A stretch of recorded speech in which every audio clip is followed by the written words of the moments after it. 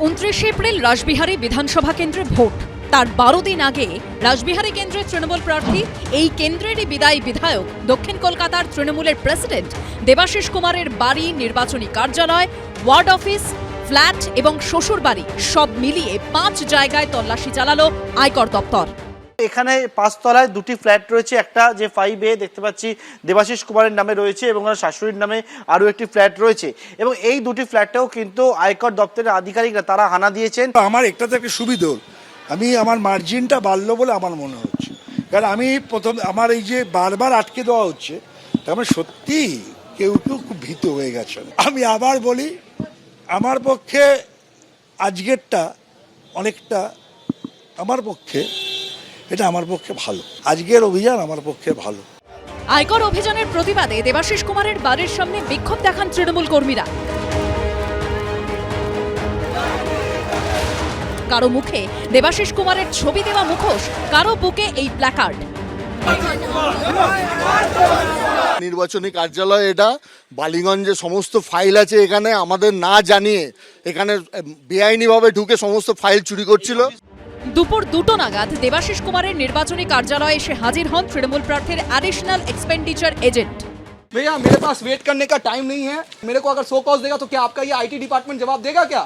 তৃণমূল প্রার্থী দেবাশিস কুমারকে গত 30 মার্চ ও 3রা এপ্রিল দুদিন সিজিও কমপ্লেক্সে জিজ্ঞাসাবাদ করেছে ইডি। ইডি সূত্রে খবর, দেবাশিস কুমারের থেকে পাওয়া তথ্য আয়কর দপ্তরে পাঠিয়েছিল তারা। তৃণমূল নেতার সম্পত্তির যে পরিমাণ তা আয়ের সঙ্গে সঙ্গতিপূর্ণ কিনা তা দেখতেই শুক্রবার সেখানে পৌঁছয় আয়কর দপ্তর। পুরো নিয়োগ দুর্নীতি মামলায় ভোটের মুখে 3বার ইডির নোটিশ পেয়েছেন তৃণমূলের আরেক হেভিওয়েট প্রার্থী সুজিত বসু। 2বার ইডি দপ্তরে হাজিরার নোটিশ পেয়েছেন বিদায়ী খাদ্যমন্ত্রী রথীন ঘোষ, কিন্তু তাঁরা কেউই হাজির হননি। পার্থপ্রতিম ঘোষ, সন্দীপ সরকার ও প্রকাশ সিনহার রিপোর্ট, এবিপি আনন্দ। একদিকে রাসবিহারী কেন্দ্রের তৃণমূল প্রার্থী দেবাশিস কুমারের নানা ঠিকানায় তল্লাশি, অন্যদিকে ভবানীপুরে মমতা বন্দ্যোপাধ্যায়ের প্রার্থী পদের অন্যতম প্রস্তাবকের বাড়িতে আয়কর হানা। প্রথম দফায় বিধানসভা নির্বাচনের মুখে শুক্রবার দিনভর চলল ম্যারাথন তল্লাশি অভিযান। ভোর 6টা থেকে এই তল্লাশি অভিযান। এই গাড়ির ওপরে লেখা রয়েছে ইনকাম ট্যাক্স ডিপার্টমেন্ট। এই একটা গাড়ি, পেছনে আর একটা গাড়ি, সেখানেও কিন্তু ইনকাম ট্যাক্স ডিপার্টমেন্টের গাড়ি। এবং এই গেটের ভেতরে যিনি থাকেন তিনি ব্যবসায়ী এবং তিনি হচ্ছেন ভবানীপুর এডুকেশন সোসাইটির একজন ট্রাস্টি মেম্বার। মিরাজ শাহর বাড়িতে তো কেই মিরাজ শাহ? সূত্রের খবর, পেশায় chartered accountant Miraj Shah Bhawanipur education সোসাইটির ট্রাস্টি বোর্ডের সদস্য। ভবানীপুর এডুকেশন সোসাইটি কলেজ অর্থাৎ বিএসসির ভাইস চেয়ারম্যান এক্স অফিসিও। তবে সবচেয়ে গুরুত্বপূর্ণ বিষয় হলো তিনি ভবানীপুরে মমতা বন্দ্যোপাধ্যায়ের প্রার্থী পদের অন্যতম প্রস্তাবক। দেখেছেন আপনারা, ইলেকশনের আগে ইডিটিটি করে, সিবিআই টিবিআই করে, তারপরে আজ পর্যন্ত কোনো কেস ফয়সালা করতে পারে না। নির্লজ্জ। সুপ্রিম কোর্ট ওদের বলেছিল তোতা পাখি।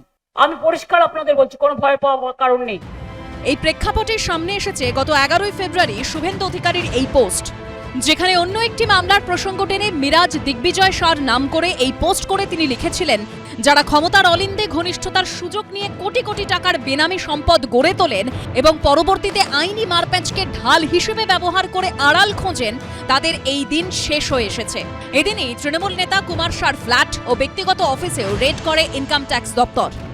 বেশ কিছু নথিপত্র কিন্তু ইতিমধ্যে বাজেয়াপ্ত করা হয়েছে। একটি আর্থিক প্রতারণা সংক্রান্ত বিষয়, যা দেবাশিস কুমার বা তার নির্বাচনী কার্যালয় যে জমি বিতর্কের কেন্দ্র করে আইটির যে রেড হচ্ছিল, যেটাকে নিয়ে ইতিমধ্যে ইডিও তদন্ত শুরু করেছে, তার সাথে এই কুমার সাহার অফিস এবং ফ্ল্যাটে যে সমস্ত নথি বাজেয়াপ্ত করা হয়েছে তার মধ্যে কোনো যোগসূত্র রয়েছে কিনা পুরোটা খতিয়ে দেখা হচ্ছে।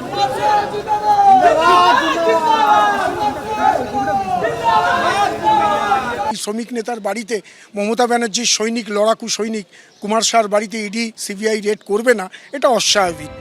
সব মিলিয়ে ভোটের মুখে দিকে দিকে আয়কর অভিযান ঘিরে চরমে রাজনৈতিক চাপানোতর।